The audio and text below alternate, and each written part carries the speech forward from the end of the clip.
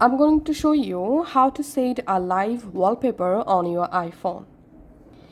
To add a live wallpaper, first of all go to your camera app, select photo and make sure to turn on live photo option. So make sure it's turned on. Now you can just go ahead and capture an instant photo for a live wallpaper. Or if you have a photo already in your Photos app and you want to use the photo as your live wallpaper, then go to your Photos app, go to Collection.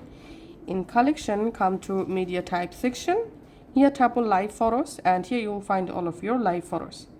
All you have to need, open the live photo, which one you want to use as your wallpaper, and make sure to turn on this live photo option here. And we can see this is a live photo. Now tap on Share. Here tap on Use as Wallpaper. Make sure to enable live option from here and then tap on Add. I'm selecting Sarah's wallpaper pair and then just go to your lock screen, and live paper will only work in your iPhone lock screen just like this. Thanks for watching.